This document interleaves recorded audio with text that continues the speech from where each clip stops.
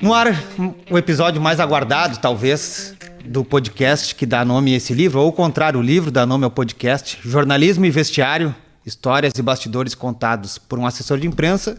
Eu mesmo, durante 10 anos, de 2010 a 2020, tive a chance e o privilégio de ser assessor de imprensa do futebol do Grêmio.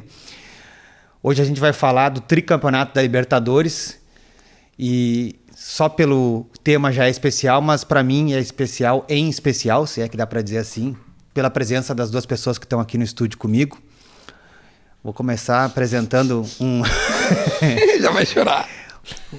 Jornalista representando o lado jornalismo do título, embora já seja um youtuber, e ex-lateral direito do São José de Porto Alegre, Duda Garbi, e Walter Kahneman, zagueiro tricampeão da América pelo Grêmio em 2017, mas que eliminou o Grêmio em 2014 e foi campeão da América pelo São Lourenço.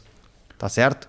Obrigado pela presença de vocês dois. Obrigado a você pelo convite. Mesmo com má vontade vieram os dois, mas tudo bem. Não, só antes de tu continuar, eu quero te dizer o seguinte. Ser youtuber é fazer jornalismo. Tá? Eu sei que não parece. Não, para mim é. Boa, eu vejo mais ele vê mais eu YouTube. vejo mais essa aplicação que... Tu vê irmãos à obra, cara. Além disso. E vê o assado lá, onde o Kahneman, enfim, viralizou e ficou muito famoso, muito mais pelo assado do que pelos títulos. Nem vou perguntar do assado para não te sacanear. Não precisa. Mas eu quero te agradecer e quero dizer que eu estou muito feliz de ver que tu rompeu a barreira, né, do papel e conseguiu entrar. Como romper a barreira do papel? Não, é inacreditável. Tu segue no streaming, então assim, o que a gente tá fazendo aqui vai ser maravilhoso, tenho certeza. E pelo teu comando, pela tua ancoragem também. Tá bom. Tá? Pelo assunto que a gente vai poder dar umas boas risadas. O livro físico tu pode adquirir no site umlivro.com.br ou, se preferir, o livro eletrônico, o e-book, né? Assim que fala, que é usado ali no tablet, no celular, nessas coisinhas aí. Eu já comprei um livro por... Mas não o meu. O teu eu comprei físico. Óbvio. Tá. Pelas principais marketplaces, tá acostumado a fazer tuas compras ali. Esse podcast a gente grava aqui nos estúdios da Cubo Filmes, uma produtora gaúcha que investe em produtos de streaming, como bem disse o Duda, e tem o apoio do meu grande amigo Matheus, da Caporal Conteúdo, uma empresa que transforma a presença digital do seu negócio. Siga @Caporal Conteúdo nas redes sociais. Gurizada, esse capítulo é especial, já falei pelo conteúdo e pela presença de vocês dois. A ideia aqui é passar limpo, uma conversa. Espero que de bom humor, tá, Kahneman? Tu começou agressivo comigo que eu não comprei teu livro. Eu comprei teu livro físico. Não, então vou descontrair. Por que tu veio vestido de Duda e o Duda tá vestido de Kahneman? Pois é, Porque eu nunca te vi tão arrumado na vida. Tu tá botando a cara na câmera. Tu só papel. Cara, na verdade, eu que errei o fardamento. Não. Porque aqui a gente tem 3 opções de vestimenta, né? A polo, a convencional e a elegante. A ideia aqui é passar limpo. Ele é elegante para o programa dele. Não, tu fez muito bem. Eu que errei. Eu que não. Eu não acredito. A ideia é passar Libertadores 2017 a limpo, fase por fase. Tá. Por quê? Porque pra mim, tá, eu posso estar equivocado, mas eu coloco isso no livro. Mesmo que o Grêmio tenha perdido o Mundial no final de 2017 pro Real Madrid, aquele final de ano é se não tecnicamente, que até já falei em outro episódio, que pra mim o Grêmio do primeiro semestre de 18 é o que joga o melhor futebol, mas na simbologia daquele grupo que foi construído lá a partir de 2005, com a chegada do Oliveira e do Douglas. De 15. De 15, né? Eu falei 16? Falou 5. Meu Deus, errei. 2015, com a chegada do Marcelo e do Douglas. A partir de 16, com a chegada aí de outros jogadores. Mas a consolidação da identidade daquele grupo, a meu juízo, ela se dá em 2017, com a final da Libertadores, lá em Lanús. Então, Gringo, a primeira pergunta que eu faço é para ti, porque é o seguinte, aquela Libertadores foi a primeira edição que começou no início da temporada e terminou no final do ano. Até então a Libertadores era jogada somente no primeiro semestre. E repassando aqui, eu tô com todas as escalações do Grêmio, daqueles jogos todos na Libertadores. Tá? E o time, é óbvio, como qualquer outro time que tenha disputado a competição, mas aqui o foco é o Grêmio, o time se modifica com o passar da competição, minimamente, mas se modifica. Minha pergunta para ti como atleta daquele time é o seguinte: se o fato da Libertadores ter durado o ano inteiro ajudou no sentido de entrosamento, né, com as trocas, ou confiança para chegar ao ápice, como chegou o Grêmio lá em Lanús, dia 29 de novembro? Não sei, para mim é algo muito, como se diz, aleatório. Pode te beneficiar como pode te prejudicar. Isso não, sinceramente, seguramente nos benefició porque fuimos campeões. O sea, en la ruleta, não sei como se fala aqui, no jogo de azar, acho que beneficiou para nós. Na ruleta acho que beneficiou porque fuimos campeões, não? Mas é algo muito fino, muito difícil de afirmar. Sim. O gringo falou em questão aleatória, né? A gente já, várias vezes em churrasco que a gente já fez junto, Duda, conversando, 2017 não teria acontecido, aliás, a sequência do Grêmio não teria acontecido se não fosse o pênalti. Se não fosse o que aconteceu na Copa do Brasil. Isso, o pênalti 2016. Que o Everton erra e o Marcelo defende, né? Aliás, no prefácio do livro da Libertadores, do fotógrafo Lucas Webel, Duda Garbi escreve e fala sobre isso, né? Exato. 2016, para mim, durante aquela Copa do Brasil, houve 2 acontecimentos, para meu juízo, importantíssimos, né? O pessoal lembra só da defesa do Groi, que iniciou na trajetória do Renato, na volta do Renato. Isso, foi na volta do Renato. Mas para mim a expulsão do Alione contra o Palmeiras, do teu pai. Com o gol do Cebola reserva, lá. O Alione era reserva do time, reserva do Palmeiras. O Grêmio estava perdendo o jogo 1-0, o Renato tinha sido expulso, né? A partir da expulsão do Alione, o Grêmio melhora na partida, empata o jogo com o Cebolinha. Mas aqui, Duda, o assunto é a Copa do Brasil. O assunto é a Libertadores, perdão. Mas eu tô te contextualizando para te perguntar o seguinte. Quando começou a Libertadores de 2017, tu como gremista e na época trabalhando na imprensa, na Rádio Gaúcha, qual era a tua expectativa para aquele time, para aquela Libertadores? Era grande, né, meu? Porque 16 veio de um título, não é inesperado, mas um título que foi acontecendo, né? A Copa do Brasil, né, vocês jogaram, ela foi acontecendo. Eu não joguei, ele jogou. Não, mas vocês estiveram muito mais dentro do que eu, assim. Então, quem vê de fora percebe que o time vai se moldando, né? Vai começando a jogar bem. E aí, quando chega nas finais, chega num nível de atuação inacreditável. Assim, contra o Galo, contra o Cruzeiro, a Copa do Brasil de 16, cara, era um nível de atuação bizarro, assim, era muito alto.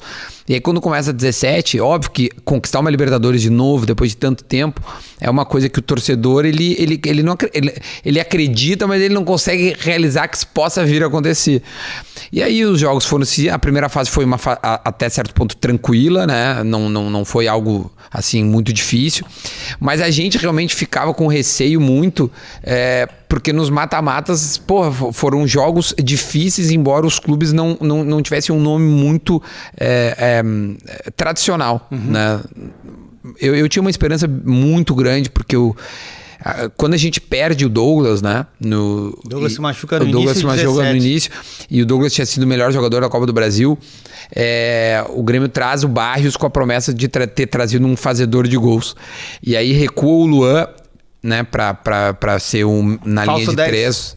3. Um falso 10, e eles fazem essa troca, porque o Barrios ainda, embora fosse o cara da característica de centroavante, ele saía muito, assim.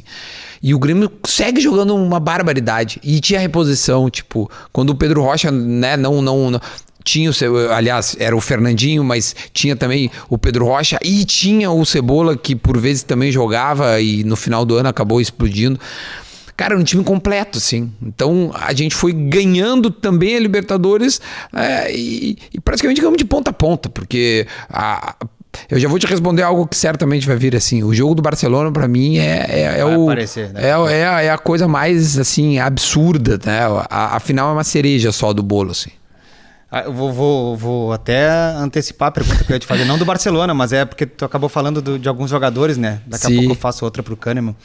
Porque, se a minha memória não me trai aqui, de 2016 para 2017 o Grêmio traz o Paulo Vitor, o Léo Moura, Bruno Rodrigo, Cortez, Michel, Jael, Beto da Silva, Lagata Fernandes, Barros, né? Na metade do caminho, já na trajetória, deixam o clube, o Pedro Rocha, o Bolanhos, o próprio Gata Fernandes não fica. Um cara que chega e dura bem pouco tempo, e tem um capítulo especial no meu livro, eu recomendo a leitura. Um episódio chamado Arroio, um patrimônio chamado Arroio, uma história espetacular envolvendo aquele cara. E na reta final, já depois do segundo semestre, no meio do segundo semestre, chegam o Cícero e o Christian, né? E o Cícero teve um papel determinante.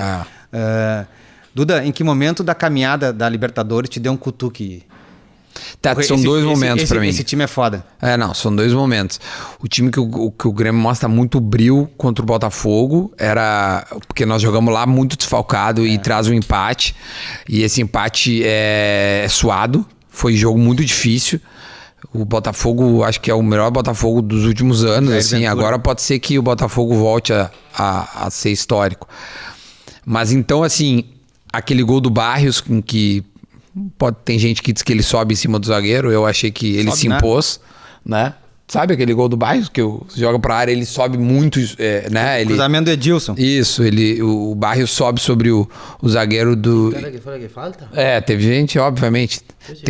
Fala mais pertinho. Fala mais perto do microfone. Tem gente que acha que foi falta. Porque fez cair. Eu acho que não, o Barrios sobe, aquele gol, eu lembro que eu comemorei. O cara bota o braço por delante do cara e o ombro por cima e o cara quer falta. Não, mas cara, tem margem para interpretação de vários lances, mas... Esse não.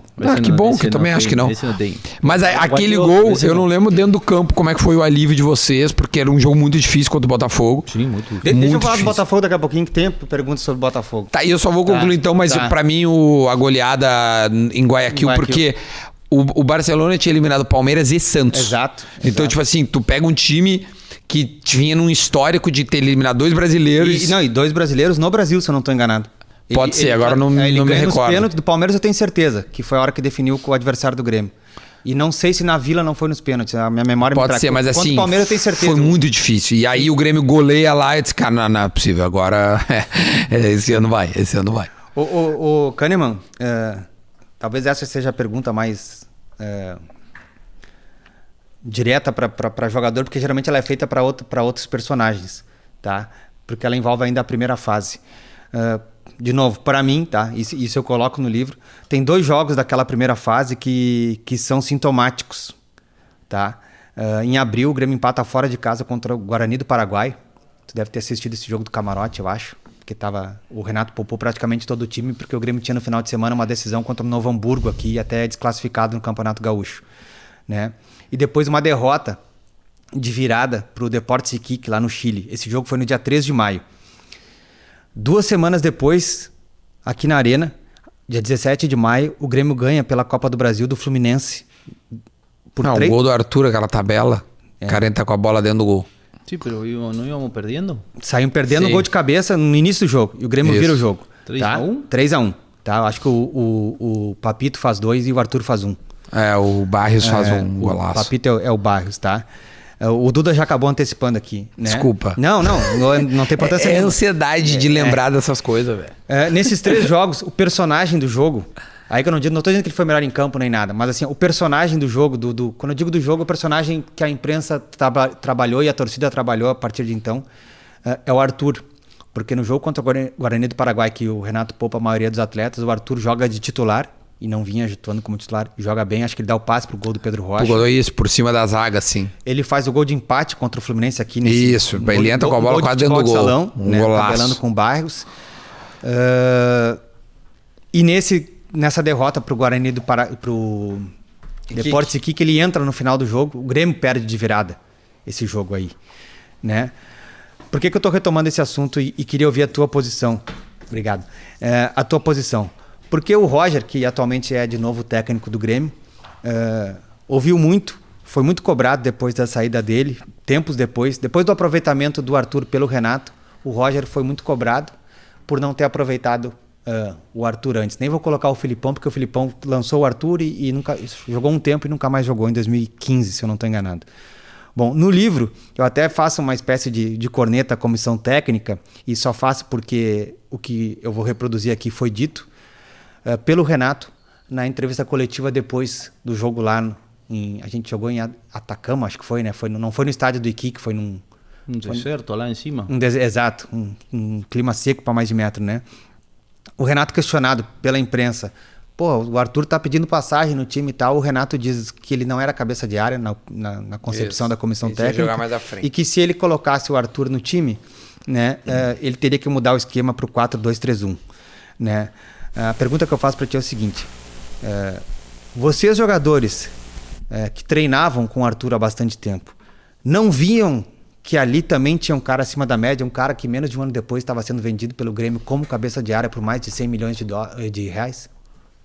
Bah, não sei os demais. Na minha percepção, tu tem muitos jogadores em Brasil que tem muita qualidade, muita. O problema depois tá no time certo, utilizar de maneira inteligente tuas qualidades. Eu acho também que ele opera aí. Ele opera nesse Sim, nesse meio tempo ele tem. Nesse meio tempo ele opera o septum, o desvio de septum que ele tinha. E creio que depois dessa operação que ele começa a jogar. Uhum. Eu operei o septum também. E eu tinha obstruído o orifício da nariz muito. Sim. E mais eu estava jogando na altura, no México. Tá.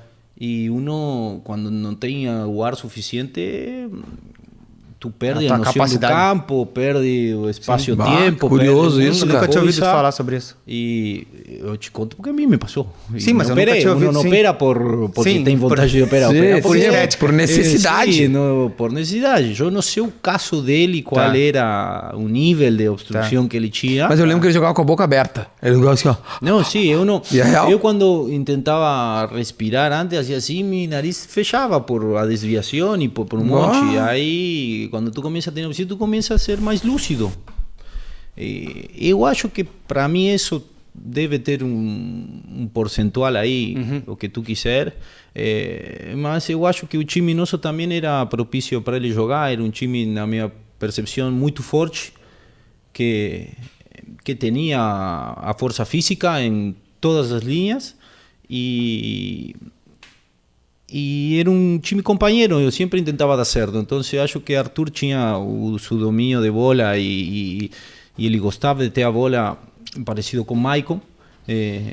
Então acho que se deu justo. Claro que ele tem uma qualidade acima da média, claro. Só que às vezes os tempos dos jogadores não são os tempos do time, ou o jogador madura um tempo antes. Eu não botaria a culpa em Roger ou em Felipao. Eu acho que cada um a seu devido tempo. O Gringo, mas nos treinamentos, quando ele tinha oportunidade, ele chamava atenção, tipo assim, acabava o treino, vocês iam pra dentro, porra, hoje o Arthur, porra, sei lá, em algum tipo de treino, não sei que tipo de treino, mas ele chamava a atenção de vocês, porque como jornalista e torcedor, a gente só consegue ver o campo, né? O jogo, os 90 minutos. A gente vê a vida de vocês editada, né? Mas às vezes o treino não é o mesmo que o jogo. Tem jogadores que treinam... Isso é uma coisa muito legal pouco, que eu aprendi. Tem jogador de treino, jogador de treino e depois no jogo vai e são um fenômeno, não? São os menos, porque se um treina bem, joga bem, mas tem casos. Então, não vou citar nomes aqui para não ser indelicado com nenhum jogador, mas eu lembro de relatos assim, né? Porque existem várias expressões que são pejorativas. O leão de treino. O leão de treino é o cara que joga muito no treino e não joga nada no jogo. Ao ladrão de treino, o cara que vê que o treinador tá olhando ele. O cara que antes de começar o treino tinha eu não lembro qual dos jogadores fazia uma brincadeira que é campo colorido, jogador fudido. A hora que o auxiliar começa a botar conezinho e começa a fazer um circuito físico, o cara que não tá afim de treinar físico já vai lá no médico, tô sentindo uma dor na posterior, o cara tá roubando o treino, o cara não vai treinar. Sim. Ao mesmo tempo que eu vi isso de jogadores, até campeões pelo Grêmio, e isso que eu acho legal de ter aprendido. Sim. Aprendido não, de ter tomado conhecimento que existe isso. Que é o cara que, se ele dá o máximo, se o Kahneman quiser falar dele ou de algum exemplo, fica à vontade, mas o cara que se dedica ao máximo, tipo um Ramiro, é um tarado por treino. Sim. O Ramiro consegue ser tarado no treino e tarado no jogo. Sim. Né? Intenso, dá pra falar. Ele não sente a falta da energia empregada no treino na hora de jogar. Tem caras, pelo biotipo, pela capacidade, sei lá, eu não sou da área, mas eu vi os depoimentos do cara, porque às vezes ele era cobrado pelo treinador, pelo preparador. Que se tu dá a vida no treino, tu não entrega falou, depois. Se eu treinar do jeito que o treino tá pedindo, eu domingo não tenho perna. Então, não é ladrão, é um cara que tá poupando, né? E às vezes, e exemplos negativos do cara que rouba nas Mas tecnicamente, o Arthur também chamava atenção. Né? Por isso que eu fiz questão de perguntar, porque para um jogador, né? Porque vocês, isso é outra coisa legal, quando a gente de fora enxerga a mesma coisa que eles estão enxergando no treino. Mas né? hoje também, é o que eu falei, a gente, né, como torcedor e jornalista, principalmente assim, depois da pandemia e tal, cara, era raríssimo, né? Os caras abrem treino pra tu ver aquecimento só, né? Só pra ter imagem e já era. Hoje tá mais difícil, mas... Hoje ainda... Então a gente vê a vida editada dos caras. Tipo, cara, o que eu acompanho do Kahneman? Cara, ele dentro do campo, a entrega dele, eu sei o estilo de jogo, evidentemente, eu tenho acesso a ele, é mais fácil e tal, mas beleza. Mas como é que é o treinador comum? Cara, o Kahneman é dedicado, ele dá vida e tal. Mas de repente no treino não é isso. Aí, sabe? Aí passa uma outra. O Arthur, o que eu via? Um cara extremamente técnico. Até certa forma, às vezes, ele parece que ele tinha tanto controle do futebol dele do campo que às vezes ele parecia até meio irresponsável, assim. Mas isso nos 90 minutos. Eu não sei como é que ele era fora daquilo, entendeu? Dependendo dos treinos. Ele botou corpo depois. Ele ganhou força física. Ele era um guri bem. Ele escutava, ele tentava ajudar. Não, eu acho. É verdade que ele nem era... Não, que ele era muito bom tecnicamente, entendeu? Claro, e aí às vezes quando ele vira... E é bom fazer justiça aqui, né?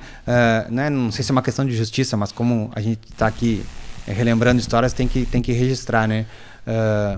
O Maicon se machuca exatamente nesse período, né? O Michael primeiro já começa a observar que tem um cara fora de série. E o Michael Michael tava jogando em uma perna só. O Michael tava com o tendão. Tava com o tendão quase necrosado, né? Nossa, velho. A foto acho que a metade do tendão tinha. Da ânsia de vômito, a foto do não, e eles, cara, deixa o moleque jogar, velho. Tanto que o Michael joga muito pouco naquela Libertadores, né? Ele consegue. Acho que ele joga 2 jogos só. Acho que ele consegue voltar lá no Mundial já e entra no segundo tempo. Mas, enfim, exato. É verdade que tu, além do Renato, tu brinca com o Arthur que ele só foi vendido pro Barcelona por tua causa? Por nossa causa. Mas ele já mandou alguma coisinha pra ti de lá, uma camisetinha? Se ele feliz lá, ele fez tudo por nós aqui, deu tudo pelo Grêmio, ele... É ingrato, tem que seguir Arthur, essa é a manchete. Arthur é ingrato e esquece os colegas. Eu troquei a camisa com o Arthur na seleção. Em um amistoso. Pode ser. Tá lindo. É do Barcelona. Não, a seleção brasileira. Depois tu escolhe qual é melhor. Agora aqui, ó. Teve que vir o outro pra dizer. É maravilhoso. Eu também gostaria de ter a camiseta do Arthur da seleção e do Gringo da Argentina. Tu não te deu também? Cara, ele deve ter me dado várias camisetas. Eu não tenho muitas. Não, mas ele já me deu camiseta. É meio ladrãozinho de camiseta dos boleiros. Cara, eu gosto, eu sou colecionador de camiseta. Pau, né, cara? Não é à toa que um dos teus patrocinadores hoje é pra cara de pau, né? O Duda já falou, Kahneman, o confronto contra o Botafogo foi o momento mais crítico naquela Libertadores? São todos momentos críticos na Libertadores, que eu vou te falar. Sabuado, não é sabuado. Não, mas é que o torcedor é diferente pro cara que tá jogando, velho. Certamente. O Botafogo foi mais difícil que Lanús. Seria injusto para os dois. Eu sabia que tu ia dizer isso. Boa resposta. Tu, contra os equatorianos, ganhamos 3-1 lá. Não, 3-0. Não foi 3-1? Não, porque é o dia da defesa do Groy, aquela. 3-0. Eu lembro como eu lembro. Aqui foi 1-0. 3-1. Depois perdendo 1-0. Nós perdemos aqui, perdemos 1-0 aqui. Eles chegam a fazer outro gol. Poderia incendiar o jogo. E eles entram no jogo, ou seja, a linha onde muda todo em um jogo de mata-mata com um gol de visitante valendo o gol. É verdade. Muda muito rápido, então... Para mim, não é difícil falar. É que o Barcelona, né, Gringo? O Grêmio fez contra Godoy Cruz, ganhamos 1-0 lá. E aqui começamos perdendo. É verdade. Com um golaço do cara. Lá de longe, né? Depois a gente acaba esquecendo do Godoy Cruz porque a gente ganhou lá e aqui a gente tomou gol, mas a virada não é tão... foi 2-1. E ela não demora a vir. Isso. Mas... Isso. Porque senão a gente sofreria. Exatamente. É que o jogo do Botafogo, foi 0-0 lá e 1-0 aqui. Né? Cara, aqui o primeiro jogo, o Renato faz uma troca com 20 minutos. Ele tira o Fernandinho, acho, e coloca o Cebola, se eu não estou enganado. Eu vou olhar aqui na minha ficha. Me parece que Leo Moura, creio. Peraí. Não me lembro. Esse detalhe, assim, eu não me lembro. Aqui. O que eu me lembro mesmo é que o Botafogo, ele tinha um time muito bom, velho. Surpreendentemente bom, assim. Tem razão, Kahneman. Corrigindo, obrigado. Ele tira o Léo Moura, que estava jogando, e coloca o Cebolinha. E quem é que vai? O Ramiro vai pra lateral? Ele desce o Ramiro e joga dois extrema? Porque o Luan também não joga, lembra? O Léo joga de 10 lá no Engenhão então, e aqui também. Por isso que eu digo, o Grêmio joga lateral. todo lá. Lá e aqui todo o Luan não joga. Aqui o Luan, ele já deu uma entrevista uma vez pras gurias na época do Saia de Redação, confirmando ou dando... daquele que ele pede pro Renato pra entrar? Ele incomoda o Renato nos últimos minutos. Pô, e 1x1 dava Botafogo, né? Sim, por isso, cara. 1x0, gol do Basco, tu já falaste, Isso. ele incomoda, o Renato incomoda aí naquela entrevista. Aquela cena clássica dele pedindo o Renato. E o Renato diz, não, tu tá com, faz sinal, tá com o adutor machucado e tal. Aí, tá, vai, não me enche o saco. E era pra morder o bicho, né? O capinha não era fácil, né? Mas tu falasse rapidamente sobre... É ele que falou, não fui eu. Tá bom, se tu tá dizendo. Para não dizer que não falamos do Godoy Cruz, vocês falaram rapidinho aí.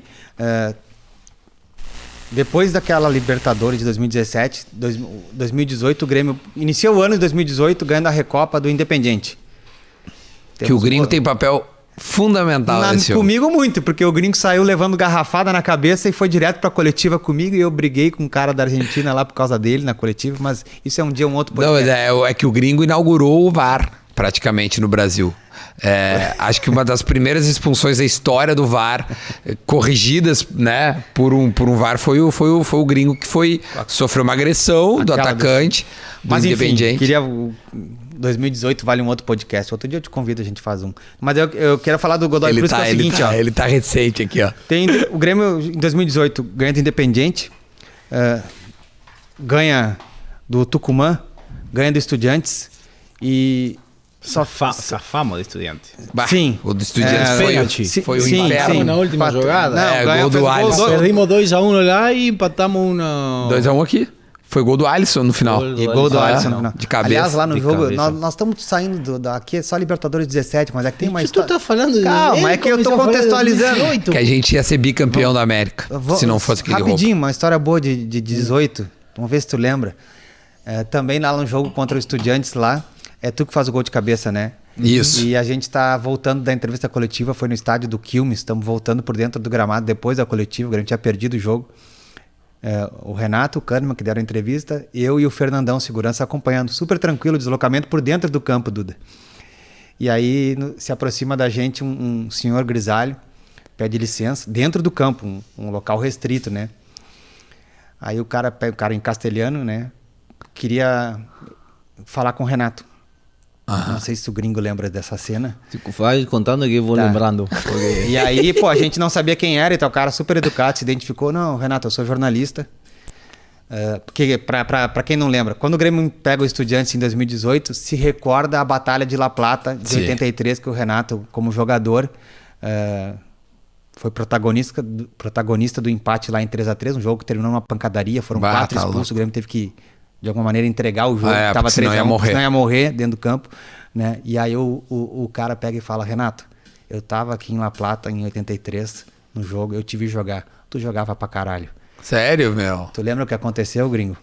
Ele jogava pra caralho. Ele não pediu depois que eu conte isso no vestiário? Cara, parecia que o Grêmio tinha ganho o jogo do Estudiantes. Isso fazia 15 minutos que ele tinha perdido pro Estudiantes. Esse é o Renato, né? Essa história resume o que é o Renato. O Renato veio pra cima principalmente dele. Tu tá vendo, gringo? Agora tu vai entrar no vestiário e tu vai contar. Aí o vestiário de derrota em Libertadores, o Grêmio não jogou bem aquele jogo. Mudou.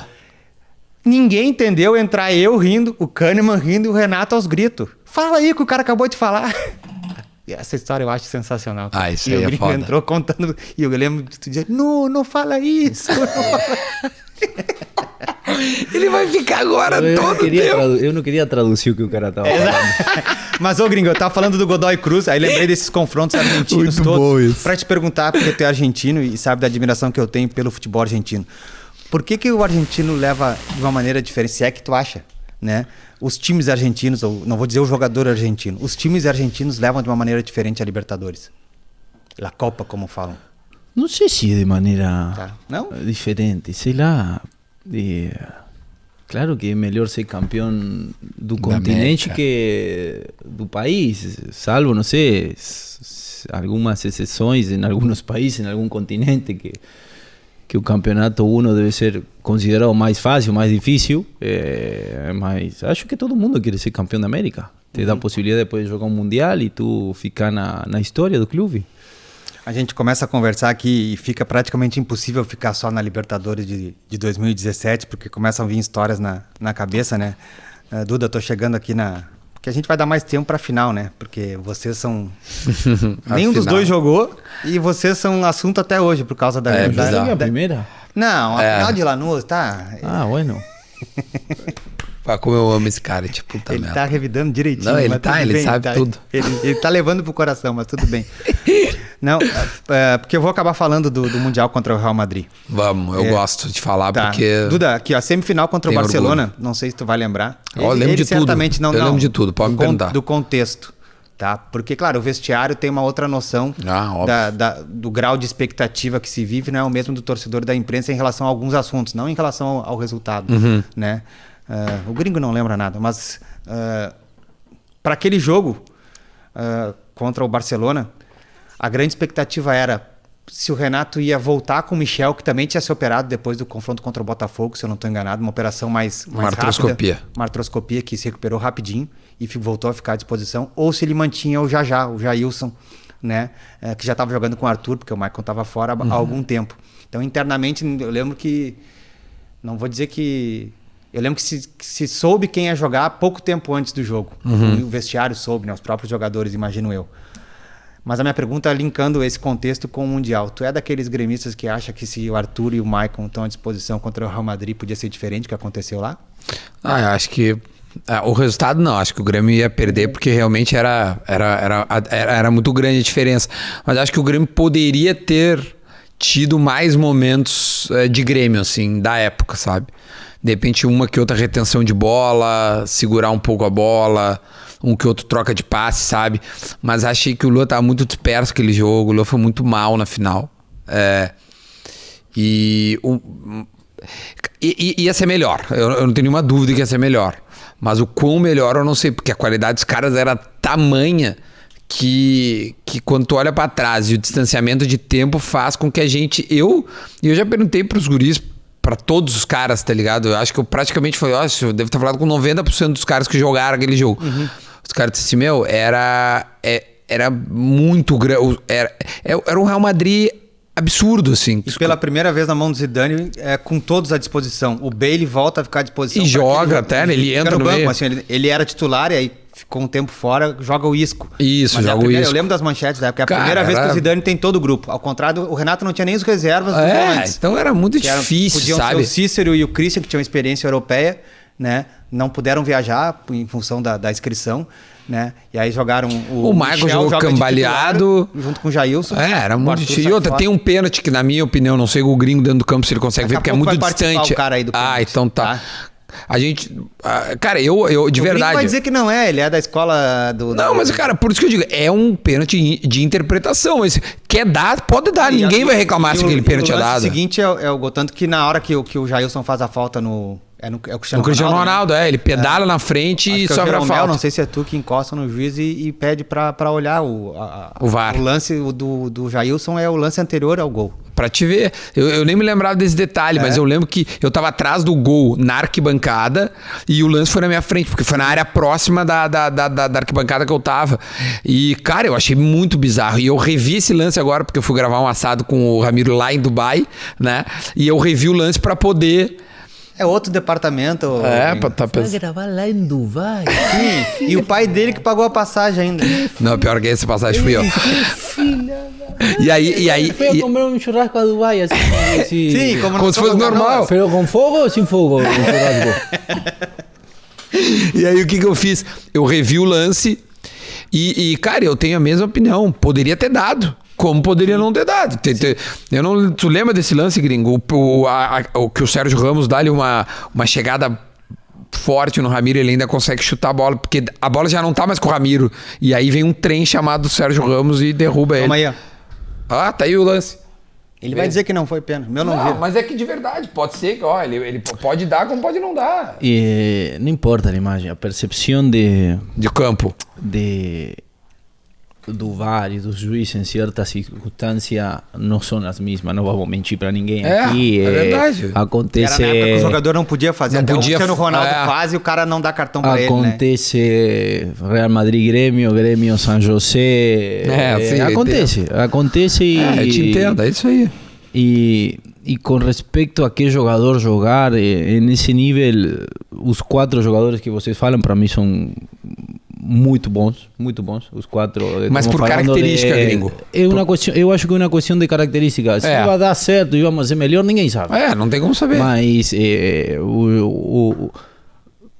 enfrentamos o Real Madrid, ganhou, creio que 4 Champions das últimas 5 nessa época. Eu joguei contra eles em 2014 eu ia te perguntar sobre e isso era o agora. mesmo time, praticamente. Não, era o mesmo time. Exatamente.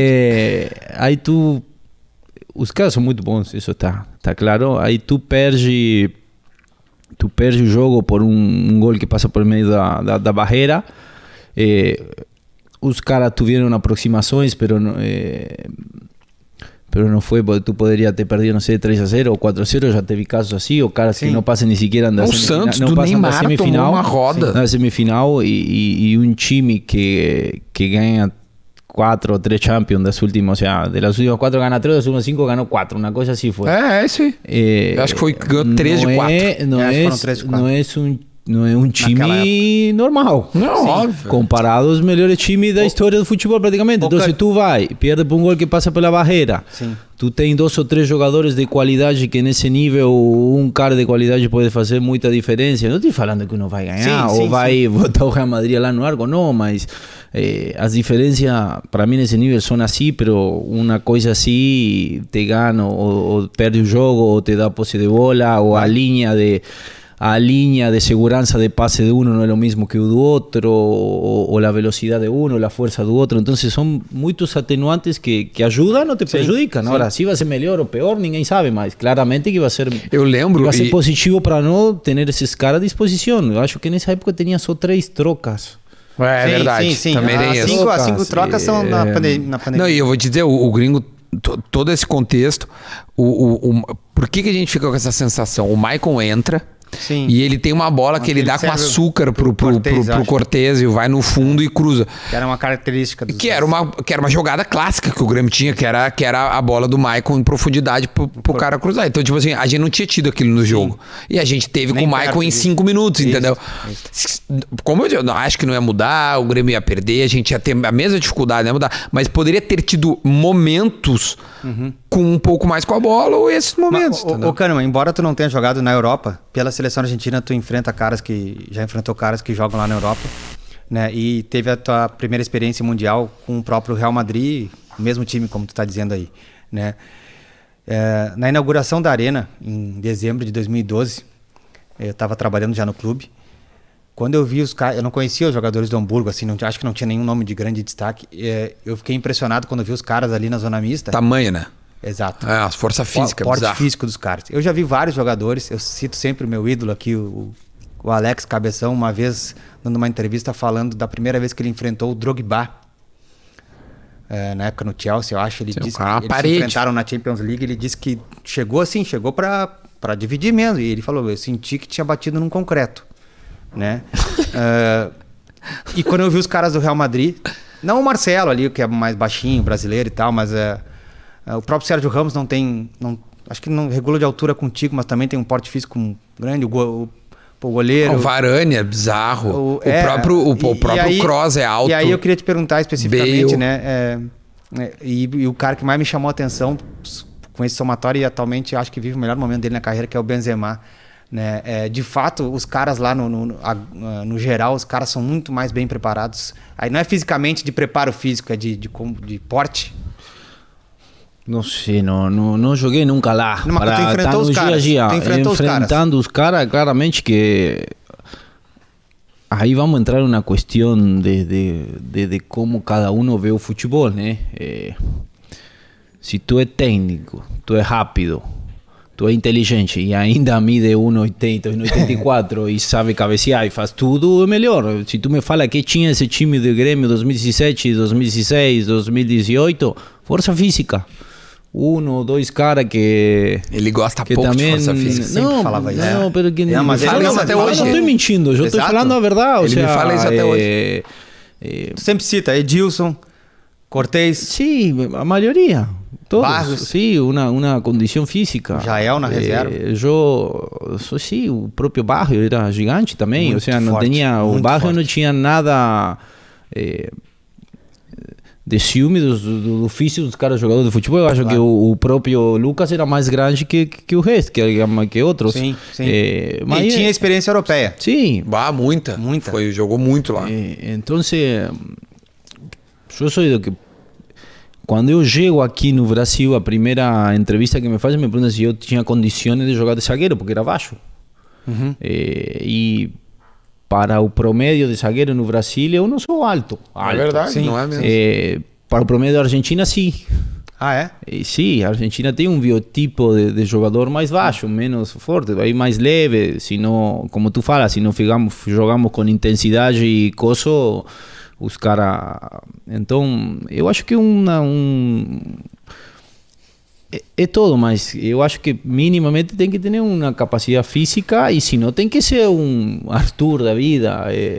Tem que ser fora de série. Tem que ser um fora de série, na minha Mas te impressionou o físico dos caras? Não, porque eu vi a Jeromel ao lado 1,90, o Cortés 1,80. Não dos brasileiros, dos caras do Real Madrid.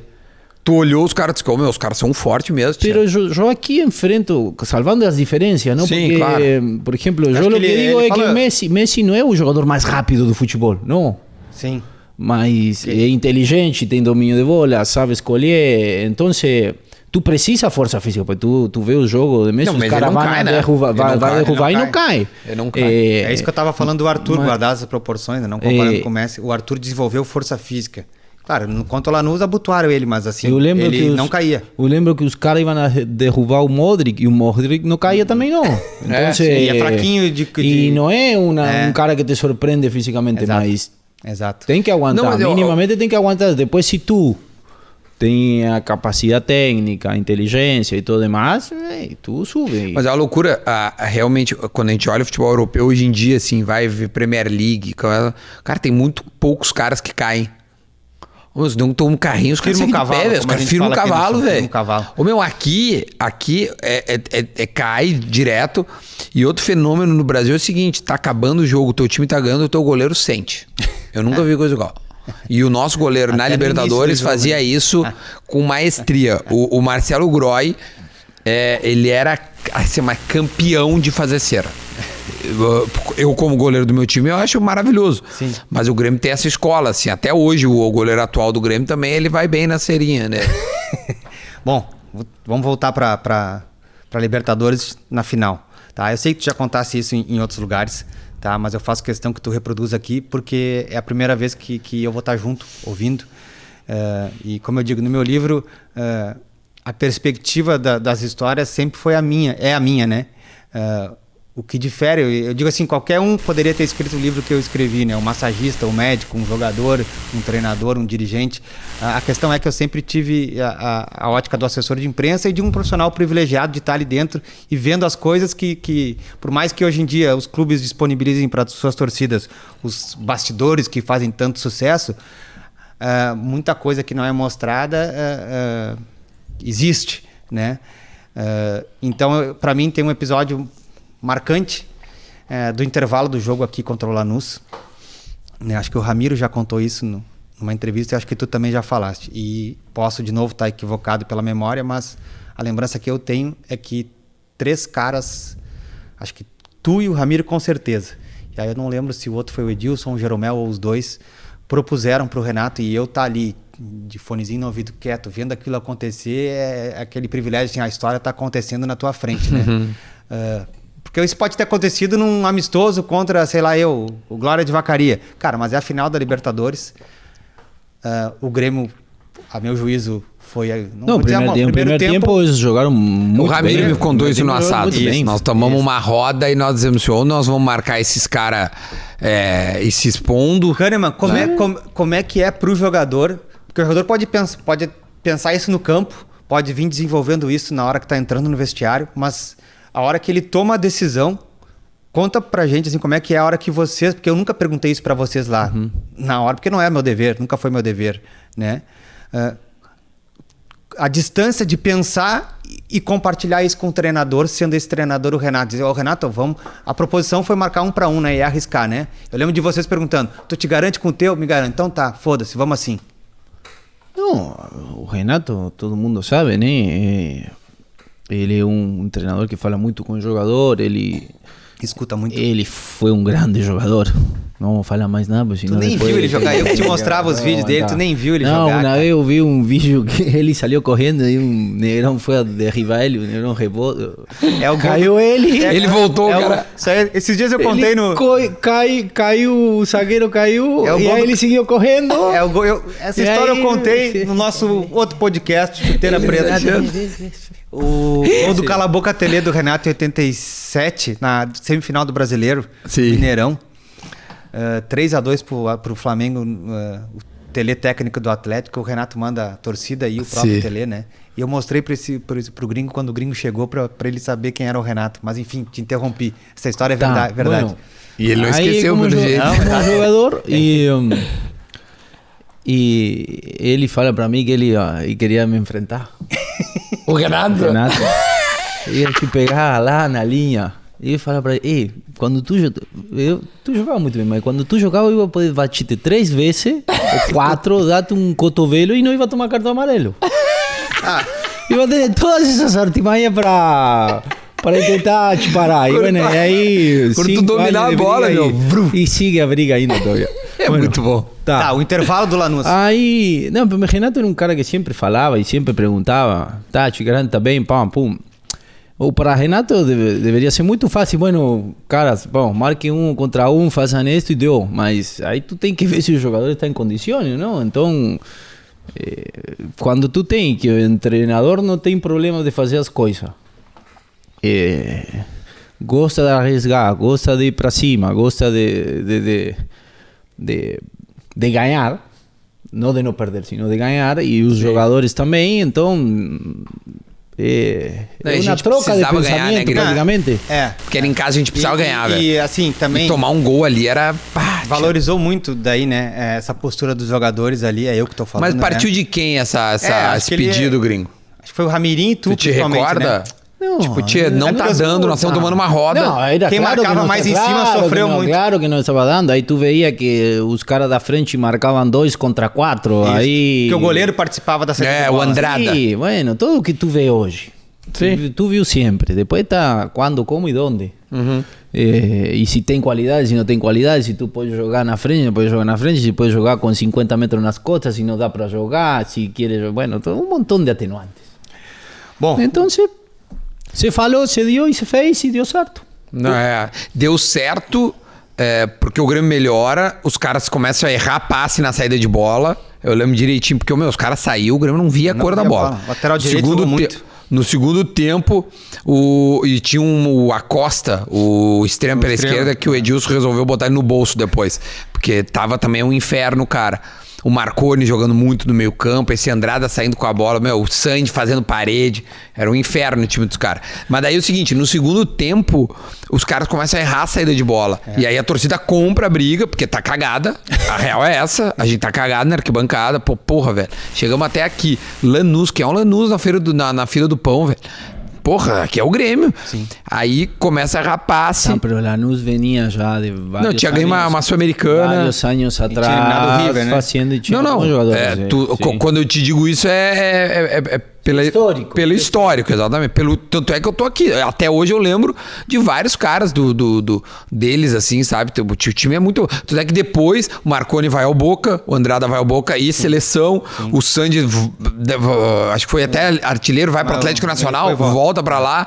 O Acosta esse não saiu porque não quis, porque poderia jogar em qualquer lugar. Tinha um meio-campo alto também, que era bom de bola pra caramba. Acho que era o uruguaio, velho. Eu tô com a escalação aqui, posso até dar a escalação. Sim, eu lembro dele. Cara, jogava uma... Não, esqueci, não, sempre não, tô conhecido. Com a escalação só do Grêmio, a minha ficha técnica só cara, mas jogava uma bola redonda.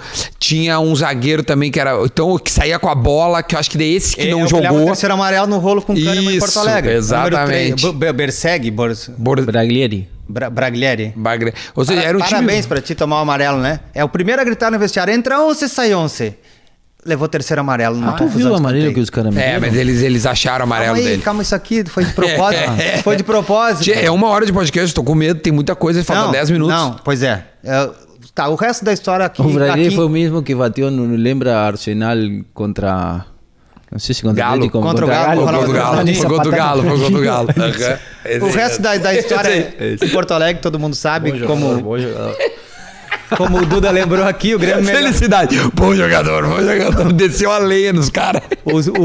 O Jael entra no segundo tempo, ganha no corpo do cara, dá uma casquinha, o Cícero faz o gol, uma festa e tal. E teve pênalti no Jael no final do jogo. Jael no final do jogo, né? Que o VAR tava de costas pra câmera, eu acho, não sei. Enfim, normalmente. Vamos falar... Normal, né? Normal. A gente tá na reta final do episódio aqui, que aí vocês vão começar a brilhar aí, mais do que já estão brilhando. E vamos começar as participações, que pra mim são mais do que especiais. Eu vou botar na ordem cronológica dos acontecimentos. Tá? Vamos lá. Tá se soltando? Não, ele tá indo bem. Não, e ele vai pegando ritmo no meio. É que nem Grêmio e Lanús. O segundo tempo ele foi melhor que o primeiro. O Maicon tava machucado. Não pôde ir pro jogo, né? Assim como vários outros jogadores que sobraram do banco ou que estavam em outra situação, como o Gringo, que estava suspenso pelo terceiro amarelo. Vai relembrar aqui um episódio, cara, que eu também detalho no livro, com uma riqueza de detalhes, com perdão da redundância, que para mim é quase que surreal, que o time estava perfilado para sair do vestiário e encontrar o Lanús no túnel e entrar no gramado. Isso são 10, 12 minutos antes de começar a partida. E geralmente em qualquer jogo, inclusive na final da Libertadores, é o momento que quem não faz parte do grupo que vai jogar, né? Do pessoal que vai para campo, ali é o staff, o restante do staff e os jogadores não relacionados. E naquele dia, por ter viajado todo mundo, era um monte de jogador. Marcelo Oliveira, Maicon, Kahneman, Douglas, Christian, Beto da Silva, não lembro todos aqui agora de cabeça. Iríamos para um camarote. E faltando 10 minutos para começar o jogo, né? O time estava entrando em campo. Esse grupo estava do lado do time perfilado. O Maicon relembra o que aconteceu. JP, tu lembra no dia da final da Libertadores? A gente saindo do vestiário, né? Para poder ir pro camarote, para poder assistir o jogo. E os caras comunicam a gente que a gente ia ter que assistir o jogo da lanchonete. Brincadeira. Aí vai um monte de gente que nunca foi em jogo nenhum, que aí na final ainda ficar no camarote e a gente tem que assistir o jogo da lanchonete. É piada. Só acontecia aí mesmo algumas coisas. Mas a gente arrumou uma confusão lá e chegamos no camarote, os caras acharam um camarote lá, colocaram a gente pra poder assistir o jogo. E nesse dia foi até engraçado, né? Que já até contei algumas vezes. A gente tudo lá assistindo, né? Eu, Kahneman, Douglas, Marcelo Oliveira. Tinha mais alguém lá que eu não tô lembrando. E aí começou o jogo e o Kahneman gritava pra caramba, né? Bica a bola pra frente! E eu gritava, não, toca a bola, bota a bola no chão. Então é isso aí, meu parceiro. Um abraço aí pra todos vocês aí, tá bom? Tamo junto, Deus abençoe. Grande capitão Michael. Ele fala ali que armaram uma confusão. Quem quer saber quem armou a principal confusão, dá uma lidinha no livro nessa página. Eu vou perguntar se o Kahneman participou, porque o Kahneman não gosta de confusão. Muito bom. Mas o Michael fala em nós. Chuta a bola! Não, bota a bola no chão. Pra quem não viu, esse vídeo vazou. Esse vídeo foi feito por mim, tá? E é aquela coisa, né? Tu passa pra um amigo, depois já perde. Acabou. Né? Porque esse vídeo aí... Coloca aí pra gente. Ali. Esse aí mesmo. Tranquilo, no, Fernandinho, no, vem aqui. Boa, essa fácil. Joga e fica. Isso. A la mierda. A la mierda, no espere que te pegue. Toca logo. Tira lá, faltam 2 minutos, termina o primeiro tempo, porra. Espera que te bata. Era pro Arthur. Mas cara, esse é o segundo tempo, cara. Sim, aí já é Não, esse é o segundo tempo. Não lembro. Sim, o Grêmio atacou o primeiro tempo pra lá. A merda é o recado pra quem quando tu tá revendo esse vídeo aí. Não, eu falo na merda sempre, quase. Mas pro zagueiro, a la merda... 3 quartos defensivo, a merda. E Maicon joga. Bueno, aí chegamos um meio termo e dava certo. É um balão procurando alguém daí. Aí é um balão procurando alguém. Sim. E... dá um passe largo, comprido. Então dá um balão. Sempre que me perguntam quem foi melhor aí nesse vídeo, eu tô falando, larga a bola porque os caras vão te bater. Normal. Pro Arthur. Pum, bate nele. 3 minutinhos, Pra quem não lembra, o Arthur jogou o primeiro tempo e aí tentou voltar no segundo, jogou 2, 3 minutos, não soltou a bola, como o Kahneman falou. É que na real o Arthur ele apanhou muito no salta, né, primeiro cara? tempo. Ele, a lesão dele, ele toma a pancada, salta da pancada e quando ele cai, ele entorta o pé. E mesmo assim foi eleito o melhor jogador da final. É. Bom, aí o Grêmio foi campeão, 40 minutos. o Fernandinho fez o primeiro, o Luan fez aquele golaço, depois o Lanús descontou, o Grêmio foi Que campeão. golaço, A torcida- por Deus, aquela maior narração da história do Cara, do e Luan. aí eu vou trazer um outro depoimento de um grande amigo de nós três aqui, eu posso dizer. Que também, cara, eu pedi pra ele lembrar uma história que como eu digo, o livro é contado por mim, né? E é uma história que é pra mim... mais bonito no livro. Não, ele tem mais detalhe, entendeu? Ele é o Não, cara da escrita. É porque a gente Pra ele aprende falar é um inferno. em momentos como esse, cara. Agora, E- como é condutor? Você disse acá? É, pode ser condutor, pode ser. Na real é âncora. E no campo, eu fui dar um abraço no Ramiro e falei um negócio pra ele. Fala, meus grandes irmãos JP, Velho Sombra, Duda e meu irmão Valtério. Infelizmente não posso Valtério. participar com vocês ao vivo, mas estou mandando uma mensagem aqui, deixando um abraço para vocês e relembrando uma breve história que o JP gosta de falar. No dia que a gente ganhou a Libertadores, que ele veio me parabenizar dentro do campo, falando que eu era um dos caras que mais merecia aquele título, e eu falei que não, que na minha cabeça e na minha opinião, todo mundo merecia da mesma forma, porque todo mundo tinha sido importante naquele processo, sejam eles jogadores, comissão técnica, staff, direção, todo mundo dentro de um processo vitorioso tem a sua parcela de contribuição. Então, na minha opinião, naquela conquista e em todas as outras que a gente teve, todas as peças do tabuleiro tinham tamanha importância e mereciam serem valorizadas. Então, só relembrar essa história, dizer que continuo com o mesmo pensamento e dizer que tenho saudade dos amigos aí. Valeu, tamo junto! Meu, esse cara é foda. O Ramiro é acima da média eu tenho saudade dele. Essa resposta que ele me deu e reproduz. Acima da disse média no- como cara, como pessoa. Jogador é coitadinho? Não, jogador também acima da média. Faz a altura. Eu Posso falar de tudo. Ele não é acima da média, ele é abaixo da média. Ele vai ficar bravo contigo. Sim, ele vai devolver. Ele vai gravar comigo aqui também. Sim, E eu vou contar. Quando é que ele vai gravar? Quando é que ele vai Mão de vir? vaca? Quer que eu diga que amanhã? Vai fazer por isso que vai fazer por... Vai fazer sim, né? Não tem dinheiro pra ir lá em Dubai gravar com ele, né? Eu também não Tu tenho. vai ser pertinho. Fredo vai e fiz um churrasco. Ei. Cara, o último Essa, né? depoimento... É que tu não gasta o dinheiro, tu cara. fez churrasco Tu ou ganha fez no toda a micro-ondas? liberdade. Não, foi numa... Em que fez? No micro-ondas dele. Numa churrasqueira elétrica. Não tem churrasqueira. Tu acha que tem churrasqueira em Dubai? A gente improvisa. Tu faz na velha, tu faz churrasco. Não, eu me viro. Eu me viro. Tá com saudade, né? Do meu churrasco. Com um isqueirinho ele faz churrasco. Pra mim, esse depoimento do Ramiro mostra muito do que eu falei no início do episódio aqui, do que era aquele grupo de jogadores. Ah, né? tá Isso louco. que ele me falou na beira do campo, tipo, no êxtase da festa, ele parou e me disse, não, JP, isso aqui é Eu não igual sei pra se tu todo mundo. botou aí, JP. Fala. Tem um episódio também que é a expulsão dele, né? No jogo. Que sai falando coisas... Cara, ele sai falando, e eu perguntei isso pra ele também na assado sobre esse negócio. Ele falou assim: cara, eu saí cego. Eu nunca tinha ficado ele cego dá o na tapa, minha ele vida. não sabe o que ele tá dando no juiz. Exato. Mas quando o juiz expulsa ele falou assim: cara, eu fiquei cego, eu não sabia o que tava acontecendo. Ele xinga o bandeirinha. Não, ele xinga todo mundo. Tanto é que virou meme. Quando acontece alguma coisa, os caras botam o Ramiro, vai tomar no cu. Mas, ô, gurizada, a gente tá na reta final aqui e não dá pra deixar de fora um personagem que acho que teve uma boa relação contigo, não sei também, se tu quiser falar alguma coisa, é a hora de... Ele não vai ouvir mesmo, tá? E que encerra os depoimentos aqui desse episódio de hoje. Ele não vai ouvir mesmo. Tá? Ele vai chegar o vídeo. Vai chegar, tem que chegar. vai chegar, tá? Porque ele linka um jogo com o outro, tá?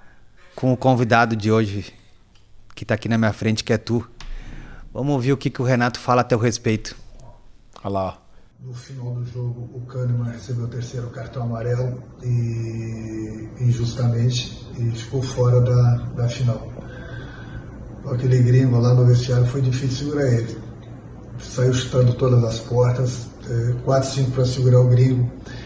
E quando a gente pensava que estava tudo sob controle, ele saiu do vestiário e foi lá na porta do árbitro, chutando a porta dele. Então foi um sufoco para segurar ele de novo. O gringo que deu bastante trabalho. E não satisfeito ainda, depois que nós conquistamos o título, ele estava com a gente, obviamente. O voo atrasou bastante. E quando nós chegamos em Porto Alegre, nós subimos no carro de bombeiros. E eles tinham conseguido um isopor de cerveja e champanhe pra gente. E o gringo não bebe nada. O gringo aí nos atrasou ainda mais, porque ele bebia um gole de cerveja e dava pra torcida. Bebia um golinho de champanhe e dava pra torcida. Quer dizer, estava esvaziando o nosso isopor, todo mundo com sede, e o gringo mamadinho com metade de uma cerveja. Valeu, Sombra. Abraço. Vou imitar o Renato. E... Tem que comemorar, não se gana na Libertadores. Tu não sabe quando vai voltar Tu a ganhar. chutou o vestiário do Juiz Não em sei. Porto Alegre. Se não tem Tomou vídeo, um trago na se volta. não tem vídeo, não é verdade. Tem vídeo, mas tu tem bons amigos que não vão compartilhar bueno, nunca esses tá vídeos, tá? Antes de botar o último vídeo, eu só quero fazer uma pergunta pro Duda, porque tem a ver também com os bastidores do livro. Para contextualizar os bastidores do trabalho da assessoria de imprensa num evento desse tamanho. Entrava qualquer no vestiário. Não fala Exato. isso. Pois Não é, era qualquer pois um, é. não era qualquer um. Pois é. Acabou o jogo. Até acho que por uma falta de habilidade e experiência dos assessores do Lanús antes do jogo, eu não sequer imaginando o desfecho, mas por conhecer Tá pensando o que ia acontecer depois. antecipação de crise, uma das prioridades da assessoria de imprensa. Imagina se tu perder a Libertadores, eu estava pensando em antecipação de crise. É claro que eu tenho que pensar, meu dever. Mas esse é o... Não, mas você é eu- mais torcedor do Grêmio que... Eu sei disso. Iba estar pensando. Eu sugeri pros assessores do Lanús que, independente do resultado, por nós estarmos como visitante, e depois reafirmei isso pós-jogo, que a entrevista do Lanús fosse feita antes da do Grêmio, né? Não aceitaram, a gente respeita, tá de visitante. Todo mundo deve lembrar o que aconteceu na coletiva do Renato.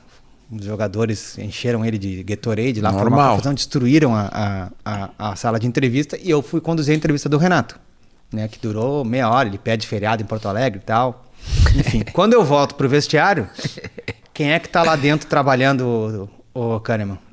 Como é que tu entrou no vestiário do Zagallo? Porque com a minha autorização não foi, eu tava... Isso é a famosa bola nas costas. Aí depois eu vou contar o que eu fiz, já vou contar agora. Quando eu entro no vestiário e tá o Duda, que não tinha combinado nada comigo, famoso carteiraço, não sei com quem que ele conversou, a primeira coisa que eu faço... Prometi um churrasco para o cara da porta. Mas justiça seja feita. A Sport TV corretamente tinha procurado Com o assessoria. Roger. O Roger Entrou. Flores, que até assiste o final do jogo ali. Não, mas na verdade é a equipe do Caio Ribeiro, né, que pegou um avião com a torcida do Grêmio aqui de Porto Alegre para ir para a Argentina, junto com a Sarinha, que é a produtora dele até hoje, do Sport TV, me procuraram para que, em caso de vitória do Grêmio de título, que eles entrassem no vestiário. Antes do jogo, eu conversei com a diretoria e comissão técnica, porque essa é uma decisão que o assessor não pode tomar sozinho, eu acho isso, dividir com o corpo técnico e com a diretoria, e ali foi acordado... Não, ao contrário. Negaram. Vou até abrir aqui qual era, acho que tá no livro isso, eu não lembro. A minha posição era de que fosse só o Juarez, o cinegrafista oficial do Grêmio, que fizesse as imagens e que eu botasse o Cortez para ser o repórter e as imagens fossem exclusivas do Grêmio e distribuídas para o mundo inteiro depois. O fato é que quando eu chego no vestiário tá Duda Garbi entrevistando todo mundo. E o Wagner Martins, nosso bruxo, e repórter da Fox, que estava transmitindo o jogo, furioso, porque te viu lá dentro. Sim. A primeira providência que eu fiz, peguei o Wagner, o cinegrafista, e joguei dentro do vestiário. Jogou pra dentro. Como é que tu entrou lá, meu? Cara, quando eu saí de Porto Alegre... É verdade. Não, vou te contar a verdade. Quando eu saí de Porto Anos Alegre... depois, a verdade. Com nome e sobrenome. Quando eu saí de Porto Alegre, eu coloquei na minha cabeça que eu só voltaria pra Porto Alegre, né, com o título e depois se eu fizesse história, porque pra mim era o momento é o maior momento da minha carreira. Era cobrir o meu time do coração, que ia ganhar uma Libertadores, e eu tinha que fazer algo que ninguém fez, que eu tinha que entrar no vestiário. Então isso foi uma promessa que eu fiz pra mim. Eu falei assim, eu vou entrar no vestiário, custe o que custar. Não tem. Eu vou estar dentro do vestiário. Aqui não estava eu na porta. Eu ia cobrar mais. E aí... E aí, cara... Tava o Zé Gotinha... Eu tinha muitos contatos dentro do Grêmio. Tu é um dos poucos caras que não me dava nenhuma moral. Nunca me deu uma informação, nunca me deu um privilégio, nunca... Nem pra ti, nem pra ninguém. Não, mas eu tô dizendo pra mim. Pra mim nunca me deu nada. E aí eu tinha alguns contatos e um deles, como era repórter de torcida da Gaúcha, eu já tava assistindo junto com metade da diretoria, porque eu falei pros meus chefes, falei assim, cara, eu não vou no meio da torcida do Grêmio, porque se nós perdermos essa merda, vai dar uma merda, tem equipamento, isso aqui vai dar uma bosta, eu vou apanhar, vai dar uma merda isso aqui. Então eu vou com os caras da diretoria, e os caras da diretoria me amavam.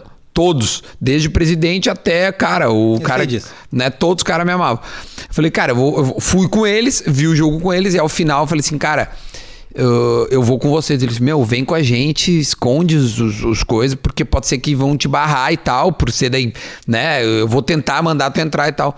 Dito e feito, eu vou ao campo, faço meu trabalho dentro do campo, eu lembro. Né, consigo as entrevistas que eu queria, e eu falei, agora falta o vestiário, que é a cereja do bolo. E aí eu tô indo no vestiário e acontece isso, me barram. Acho que era o Fernandão, ao segurança. Não, o Fernandão me conhece. Eu falei, não, Duda, tu não é da diretoria, eu te conheço. Para aí. E aí, cara, o corredor tava lotado. Isso. E aí tava cheio de imprensa. Isso. E eu olhava e conhecia meia dúzia e dizia assim, deixa eu entrar. E aí, lá pelas tantas, vem um conselheiro, que eu não vou dar o nome, né? Vou guardar. Reservar a fonte. Vou reservar a fonte. E eu falei assim, cara, por favor, eu conheço ele porque ele é pai de um amigo meu muito próximo. Eu faço um churrasco. Eu falei assim, tio, ainda me aproximei. Tio, cara, me bota dentro do vestiário, cara. Puta, tô passando um perrengue aqui. Eu tava só do celular, né? Sim. Naquela hora, porque eu já tava deixando as coisas tudo pra dentro, pra não chamar muita atenção, claro. E tal. Tanto que eu faço toda a transmissão de celular. E aí, o que aconteceu? Bateria? Tava com graças a Deus tinha bateria, velho. E acho que até foi pela internet, cara, eu não me lembro. Ou não, eu liguei na híbrida e os caras plugaram. E aí beleza. Aí eu, cara, me bota no ar, por favor. Me bota no ar. Me deixa entrar, não sei como, não pode, não sei o que. Entra o Roger. Roger Flores. É o Roger Flores. Ele viu o final do jogo. Essa foto tá no meu livro. Ele viu dentro do... Ele jogou no Grêmio em 2008, é amigo de muita gente. Ele viu o final do jogo dentro do vestiário do Grêmio. Tá, mas ele sai e entra. E eu vejo ele entrar. Na televisão que iam colocar pro Maicon e pra gente ver o jogo. 14...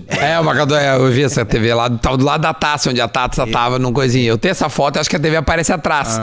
Eu devo ter a foto aqui com a taça. Bom, aí eu falei assim, cara, preciso entrar. Aí entra o cara e quando abre, eu falo assim, tio, porra, entrou o Roger, o que o Roger tem a ver com o Grêmio, velho? Só um pouquinho, não sei o que, não, bota eu. Aí tu, não, vou ver aqui. Cara, lá pelas tantas, velho, eu não sei se não foi tu, meu. Me abre a porta, não. Eu não sei. Eu coloquei o Wagner Martins. Então cara, me abre a porta, o cara me puxa pra dentro. Não, quando eu entrei, e aí tu entra, é tipo... Contigo lá quando dentro. eu tava lá. Claro. Cara, eu sei quando eu entro lá... Eu tenho as fotos de vocês comemorando, o crime sem camisa, tem uns caras pelados saindo do vestiário, joga todas água, tudo pra cima e tal. E aí, sabe quando uma criança entra na Disney, assim? Tipo, tu começa a olhar assim, caralho, tá o Pateta, o Mickey, tá toda a Disney. Aí tu diz assim, cara, agora é só fazer o que eu quiser. Agora eu vou deixar... Porra, aí eu falei, deixa eu me esbaldar. Aí peguei e liguei. Não fiz que era aumento? Bom, por isso que eu saí. Deve ser por isso que eu saí, entendeu? Aí, me bota no ar agora que eu tô dentro do vestiário. Eu tenho essa gravação em casa, né? Aí o Gama bota assim... Inacreditável, mas o Duda tá dentro do vestiário.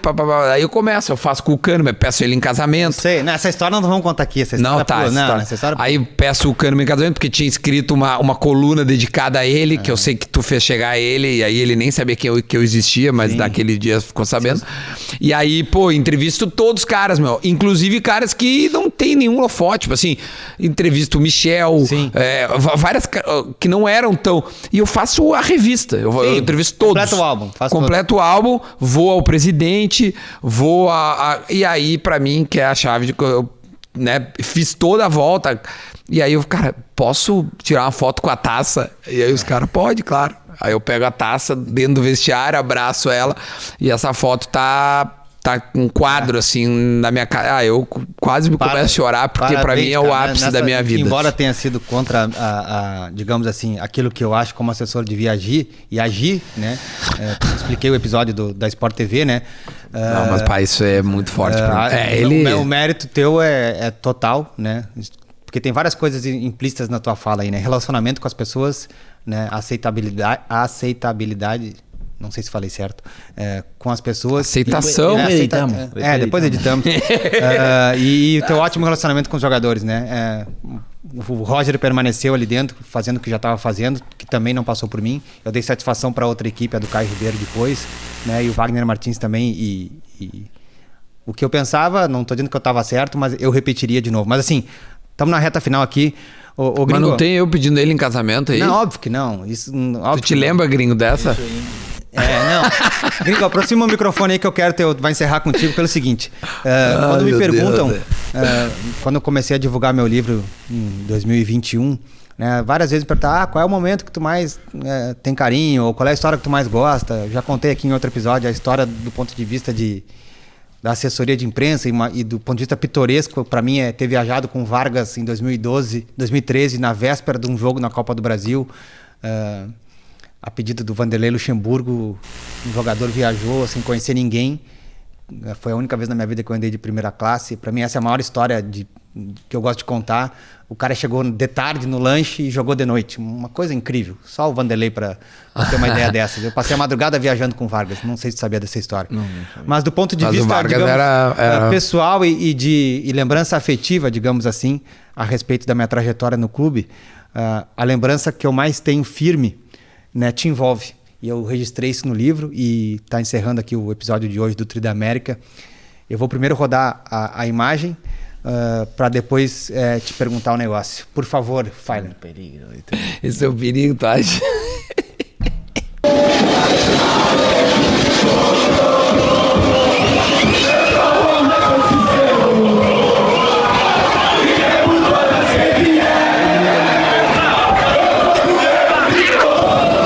Eu tava vendo e ele tá com a cerveja na mão. Eu tô comemorando e ele com a cerveja na mão, depois eu vejo. Não, para aí, vamos ser justos aqui.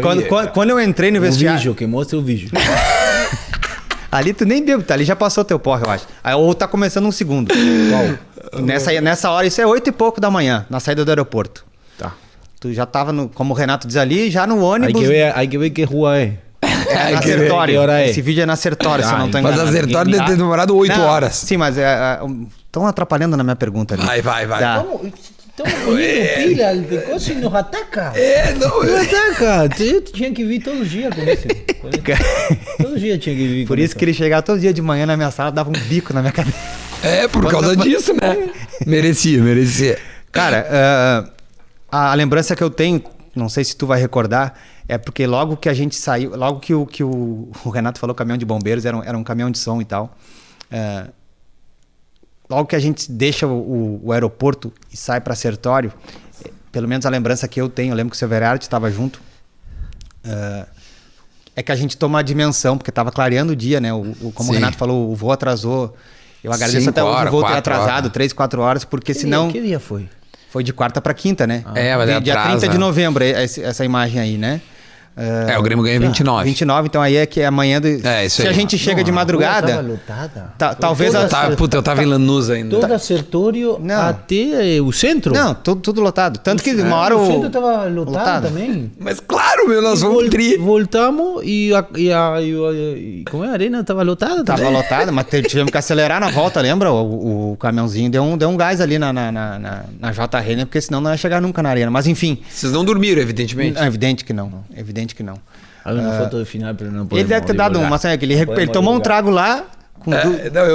Eu já vi uma foto dele dentro do carro. Eu disse que ele tem bons amigos que preservam as melhores imagens. Eu vi, porque eu não recebi. Eu vi a foto. Esposa. Essa foto tirou minha mulher. Foi a cara. Vou chegar em casa já. Cara, mas assim, deixa eu terminar aqui.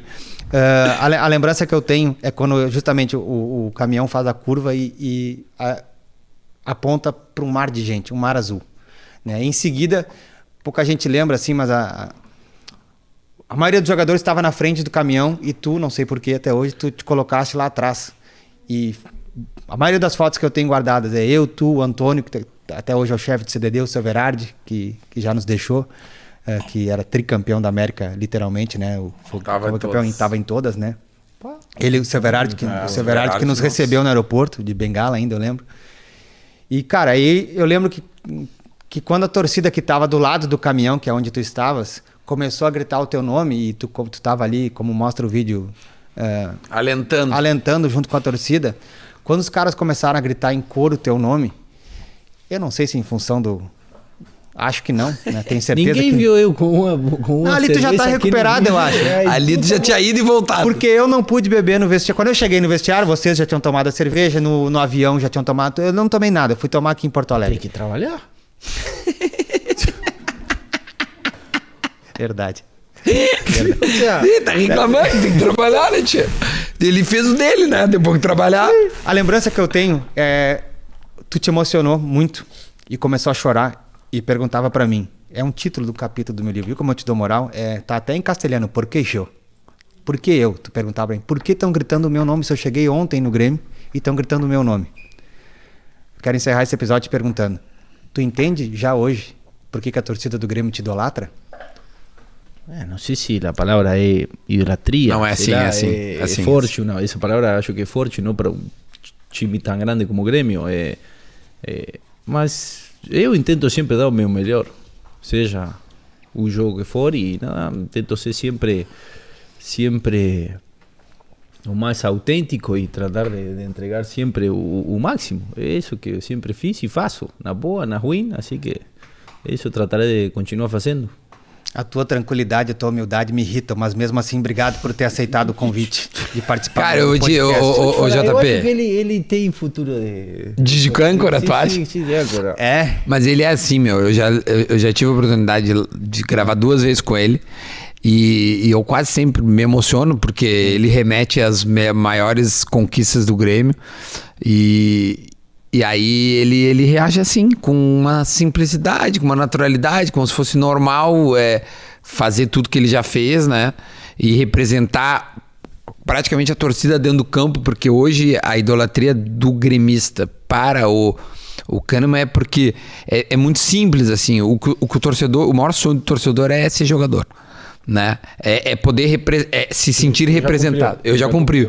É se sentir... É se sentir representado. E o Kahneman não é gremista, não é brasileiro e faz isso como poucos fizeram, entendeu? Então, assim, não importa derrota, erro, rebaixamento, qualquer tipo de deslize que aconteceu. A história do Kahneman, ela é gigantesca a ponto de ser maior que qualquer coisa que já aconteceu. Ele na minha opinião, eu respeito qualquer outra, é o maior estrangeiro que eu vi jogar no Grêmio. Eu tenho 38 anos, né? Eu não vi o De Leon, que levantou a taça de campeão do mundo. Argentino é o maior de todos, o De Leon é uruguaio, e junto com o De Leon é os 2 maiores gringos da história do clube. Esse é o tamanho do Kahneman. Gringo, obrigado. Duda, obrigado. É nóis. Obrigado. Tá, só aí. Obrigado. Só para não dizer que não registrei no livro, como eu digo, o meu livro ele foi escrito, tem início, meio e fim, que é a minha trajetória no clube. E eu não cheguei a contar, mas eu chutei mais de 1000 entrevistas que eu devo ter acompanhado. Com certeza, né? Pelo número de 10 dias. 10 anos, Isso visibilizado nas redes sociais. Não, mas ele não gosta. Não, ele vai começar a gostar. Mas o que eu quero dizer, e vou encerrar aqui agradecendo... Ele de extremo pela esquerda e falou, vai jogar zagueiro. Não gosta, vai jogar. Vai jogar. Tem que jogar. Agradecendo a Caporal e a Cubo Filmes, eu só quero encerrar e não vou dar direito à fala do Kahneman, tá?